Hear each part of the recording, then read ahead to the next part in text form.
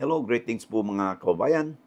Harinawa sa mga oras na ito, saan man kayo naroroon, ay kayo ay nasa mabuting kalagayan. Alright, sa mga hindi pa po nakakilala sa akin, ito po muli sa Tony Rogelio Wong ng Batas Pinoy. Ang ating pong channel ay sa pong Legal Aid Public Service Program ng inyong lingkod in collaboration with Integrated Bar of the Philippines. Marami pong salamat. Of course, pwede po pang makisuyo po sa inyo, no? Kasi po alam mo ba, na ayon sa datos po ng YouTube ay more than 60% po ng ating mga viewers, no? At I'm sure isa-isa na po kayo roon ay hindi pa po nakapag-subscribe ng ating channel. Kung hindi naman po kalabisan po sa inyo, kung uh, ako po'y nakikiusap na tulungan po niyo kung mapalawig pa natin ang ating advokasya na mapagbigay po ng legal na impormasyon at kaalaman sa ating mga kabayan. Ang mga taong ito ay they could be your friends, your kapitbahay, yung kamag-anak po ninyo o kakilala ninyo, na sila rin ay may matutunan at mapupulot po sa ating mga pinag-usapang legal. At ito po ay magagawa po ninyo kung kayo po ay bukod sa mag-subscribe kayo, ay mag-share and like po kayo upang sa ganun mapalawag, mahuli po tayo ng algorithm ng YouTube at mapasama po tayo ang ating mga videos na mapapanood po ng inyong mga kaibigan, kababayan, kamag-anak, no? O saan mo kahit nasaan na po sila naroroon. Okay? At matulungan din po ninyo ang inyong lingkod na marating po natin ang ating minimithi na 1 million subscribers, no? Hopefully, before the end of this year or early next year. At magagawa lang po natin yan kung kayo po ay nasa likod natin. Sa mga patuloy na tumatangkilik sa ating mga videos, no? Na hindi po naglalo na, nung hindi po nag-skip ng mga ads po natin, no? At nagpapadala ng super chat, ako po ay marami nagpapasalamat po sa inyo sa inyong suporta. Kung hindi po sa inyo, sa inyong mga viewers, no? Ay maring siguro wala na po tayo dito sa ating programang ito. Okay? So, ang inyo pong suporta, ang inyo pong pagtangkilik ng ating videos ay nagbibigay po sa atin ng motivation, no? At lakas ng loob na ipagpatuloy pa ang ating adhikain. Okay? Maraming salamat. Alright. Ang ating pong bigyan po ng kasagutan, no, sa episode nito ay may kinalaman po ito sa sulat po sa atin o sa comment, no, na natanggap po natin galing kay Chloe Vlog 7408. I hope I pronounce it correctly. Okay? Sabi kasi niya dito, ito may kinalaman sa sobra daw na interest na sinisingil sa kanya, no? So, sabi niya dito, good evening po, attorney. Tanong ko lang, makautang po ang ginawa ng aming sanlaan. Sobra po ang laki ng interest.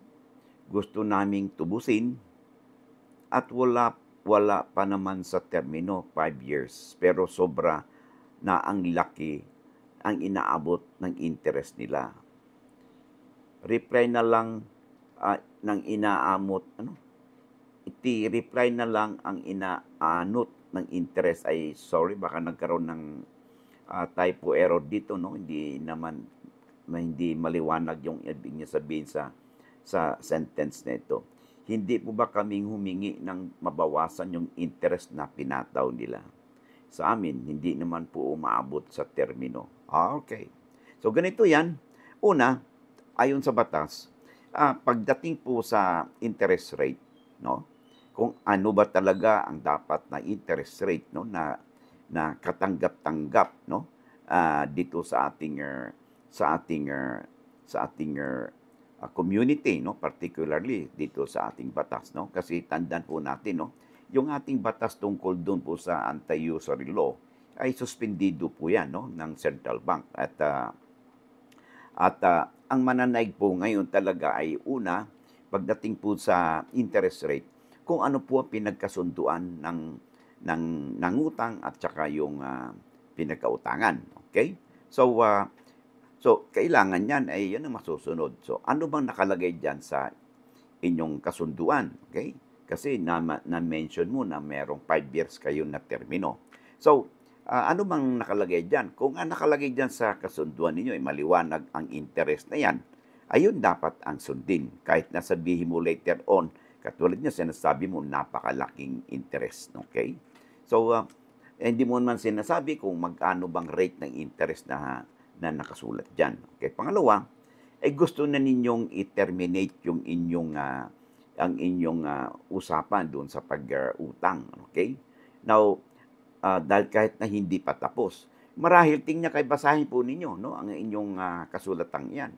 Marahil kaya umabot sa ganyang kalaki dahil, gusto niyong i-pre-terminate. Kumbaga hindi pa naman sabi mo nga, 5 years, pero gusto ninyong i-pre-terminate. So, meron pong kaakibat na penalty at interest charges po 'yan. So, tingnan po ninyo. Now, valid po ba ang, mga penalty at interest charges na pinapataw in case of, yan ay may itatawag nating surcharge or penalty charges? Yes, valid po 'yan. So, there are two, issues dito sa usapin ninyo, ha. Yung interest rate, no? Sabi mo sobrang mahal. Pangalawa ay gusto niyo i-terminate pero sobra daw ang laki ng interest. So maybe, perhaps, no, sinasabi mong sobrang laki, gusto niyo i-terminate ninyo, this pertains to the penalty interest charges. Tingnan nyo yan. Okay? Ngayon, kung talagang sabi ng batas natin, kung talaga bang napakalaki o maituturing nating exorbitant or unconscionable yung interest rate na yan, okay? Ay pwede po makialam ang batas dyan, no? Kung mapapatunayan natin na masyado namang unconscionable yung interest na yan na sinisingil sa inyo at it against public policy. Although as a rule, ang mananaig ng interest rate ay kung ano yung nasa kasulatan. Yun, okay? Pangalawa, kung walang pinag-usapang interest rate at wala kayong kasulatan, ang mananaig po ay legal interest na 6% per annum kung wala po kayong kasulatan na usapan, no, sa pinagkautangan ninyo. However, kahit na may kasulatan kayo at pumayag kayo, sabi nga kapit sa patalim, no, sa taas ng interest rate at napakataas na talaga ito na masyado ng excessive kung tawagin. Abay, meron pong decision ang Korte Suprema po dyan, no? Sa kaso po ni William C. Co. Jr. at saka si Irene Co. versus isang bangko, no? Sa GR number 225562, no? Nung March 8 po na 2017, na kung saan ang sinisingil po ng bangko ay nasa 3.35 to 6% per month, no? Sabi ng Korte Suprema, abay na masyado namang excessive ito. Hindi na ito makatarungan. Kaya yung interest rate na pinapatong na nag-average na 3.5 to 6% per month ay sabi ng ating Korte Suprema ay masyadong excessive yan and therefore hindi po valid yan. Okay? So ang gagawin ninyo ay umupo kayo sa inyong creditor, no? Mag-negotiate kayo. Ngayon, kung hindi naman tsaka alamin ninyo kung ano ba talaga yung nature ng mga charges. Kasi interest rate, ano ba yan?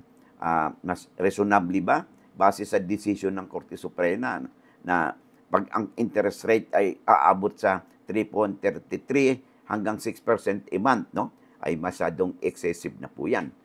Meron ding mga decision ng Korte Suprema na yung interest rate na 3%, no, a month, no, ay excessive din po yan, no?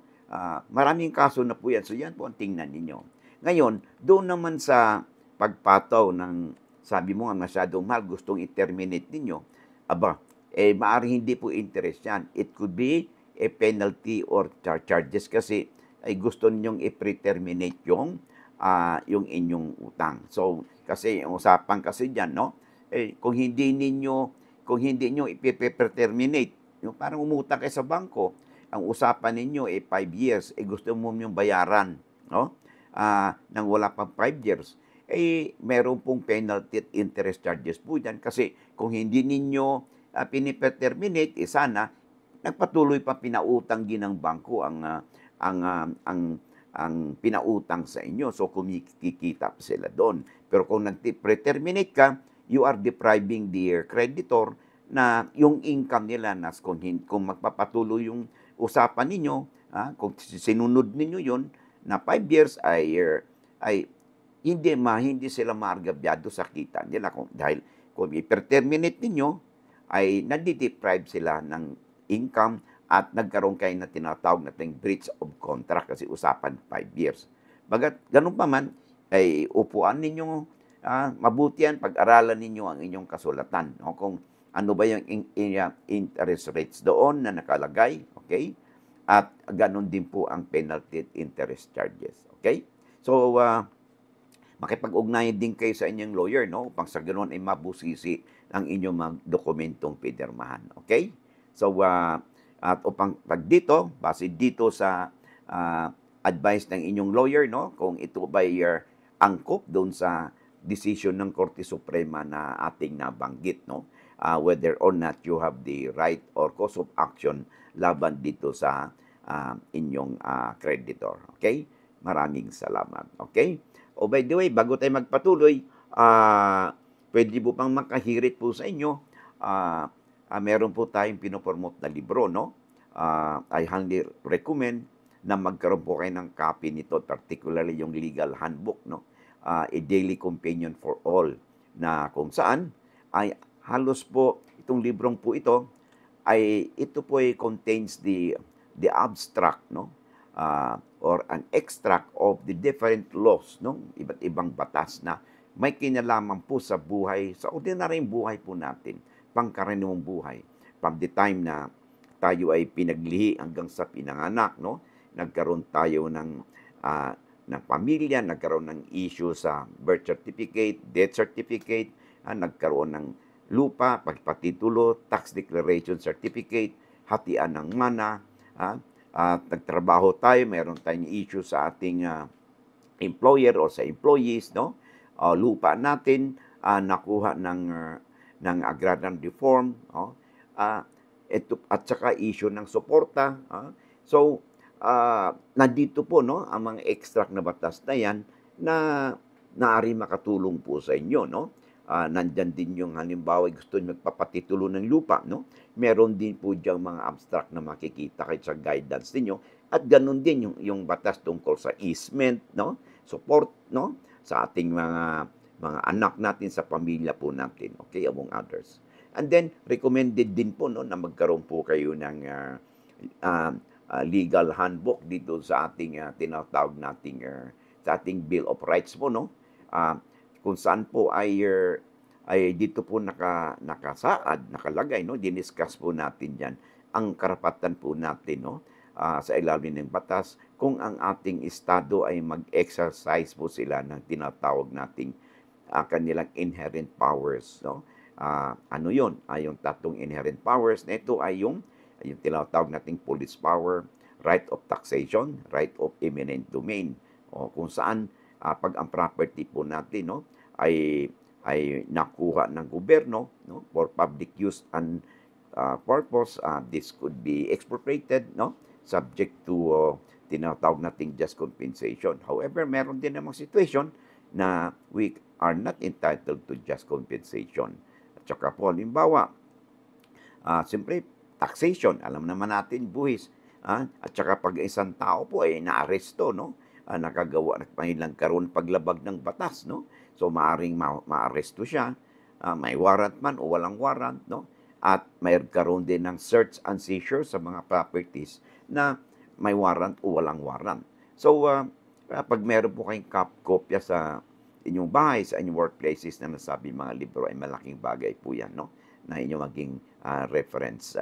And then, tayo po ngayon ay nasa digital age na, no? Wherein ang ating mga laptop o computers po natin, gadget natin, no? Mobile phone, mga electronic gadgets po natin, pag ito po ay nagamit sa krimen, no? It could be subjected to maging cybercrime po yan. And our electronic gadgets could be subjected to forensic examination. So makakaroon po ng iba-ibang cyber warrant po dyan. So napaka-useful, no? Kung mayroon kayong mga nasabing libro, no? Kahit na hindi po kayo lawyers, no? Sa inyong bahay o sa inyong workplaces. Of course, sa ibang libro po natin, yung labor laws po natin, corporate laws, annotated, at saka yung ating The Code of Professional Responsibility and Accountability o CIPRA. O these are for our panyeros, no? Panyeras na practitioners kayo, no? Sa mga labor lawyers po natin, no? Industrial relations practitioners, mga HR practitioners, and of course, yung ating pong corporate lawyers po natin, no? And these books, no, could be handy reference materials sa ating pong practice. Okay? So maraming salamat. And these books po are hardbound. These are available po sa Metro Manila, sa Quezon City, Makati, Mandaluyong, Manila. And you can order online, no? Free delivery po sila. Okay? Central Books po, no, ang ating publishers. Okay? So you can have it, paki-screenshot po ninyo, and you can scan their barcode, no? Or you can go to their website at you can have more information hinggil sa mga libro ito. Maraming salamat. Okay? So sa kapapasok pa lang, no? Pwede naman kayong mag-replay, no? Napaka-importante po yung napag-usapan lang natin topic tungkol po sa masyadong mataas na interest rate sa pagpapautang. Okay?